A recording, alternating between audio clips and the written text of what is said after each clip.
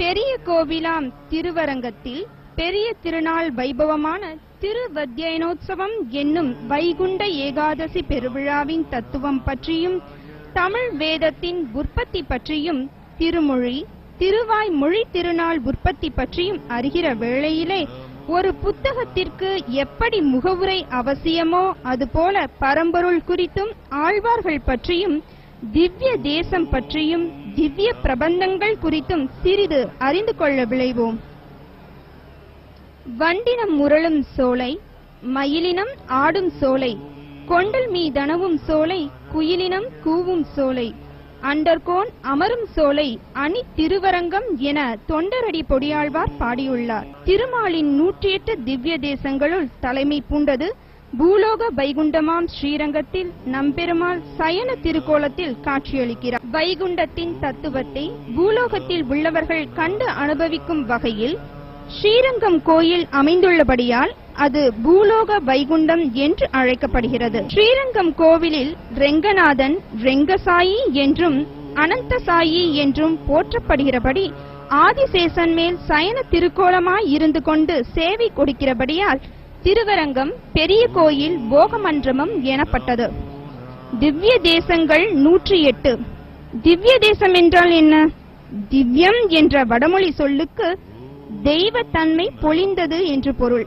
நம் பெருமாளின் அம்சங்களே ஆழ்வார்கள். ஆழ்வார்களது திவ்யம் பொருந்திய மொழிகளால் மங்களாசாசனம் செய்யப்பட்டவை திவ்ய ஸ்தலங்கள்.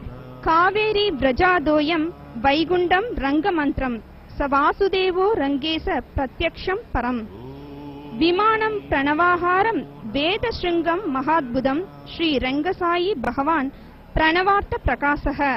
அதாவது வைகுண்டத்திற்கு எப்படி பிரஜை என்கிற நதியோ அப்படியே இந்த ஸ்ரீரங்கத்திற்கு காவேரி நதி. ஸ்ரீ வாசுதேவனே ரெங்கநாதனாக இங்கே காட்சி தந்து கொண்டிருக்கிறான். இதுவே பரமபதமான ஸ்ரீ வைகுண்டபதி. தேவர்களே இங்கு பிரணவாகார விமானமாக இருக்கின்றார்கள். ஸ்ரீ ரெங்கசாயியான பகவானே பிரணவார்த்தங்களை பிரகாசப்படுத்திக் கொண்டிருக்கிறான் என்பது இதன் பொருள். நம்பெருமாள் புறப்பாடாகி துலுக்கநாச்சியார் சந்நிதி முன்பு எழுந்தருள பண்ணிக்கொண்டு சேவை சாதித்துக் கொண்டு வந்து கொண்டிருக்கிறார். இங்கே நம்பெருமாள் அர்ச்சாவதார மூர்த்தியாக சயனித்த திருக்கோலத்தில் யோக நித்திரை புரிந்து கொண்டிருக்கிறார்.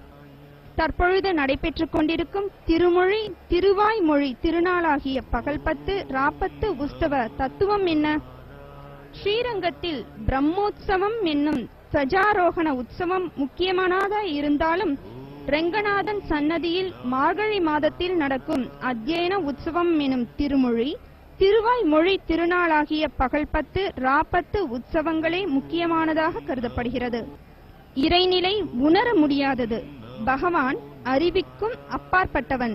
வேதத்தை கொண்டுதான் அறிய முடியும். சாஸ்திரத்தால் மட்டுமே அறியக்கூடியவன் பகவான். எனவேதான் சகல வேத வேத்யன் சர்வே வேதாய திரைகம் பவந்தி என்பார்கள். வேதங்களுக்குள்ளே போதத்தக்கவன், வேதங்களால் அறியப்படுபவன் நான் என்கிறார் பகவான். வேதம் என்றால் என்ன? அறிவிப்பது எதுவோ அதுவே வேதம்.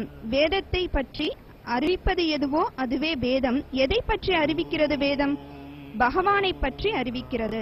பகவானின் குணங்களை பற்றி, அதாவது பகவானின் மேன்மையை பற்றி, நமக்கு அவனுடனான சம்பந்தம் பற்றி, நமது கடமையை பற்றி அறிவிப்பது வேதம். திருமொழி திருவாய்மொழி திருநாளாகிய திரு அத்யயன உற்சவம் முழுமையான தமிழ் பெருவிழா என்றே சொல்லலாம். இத்தகைய பெருமைக்குரிய ஸ்ரீரங்கநாதரை ஆழ்வார்கள் 10 பேர்களும் ஆண்டாளும் திவ்ய கவி பிள்ளை பெருமாள் ஐயங்கார் போன்ற கவிகளும் அநேக பிரபந்தங்களும் பதிகங்களும் பாடி போற்றியுள்ளார்கள்.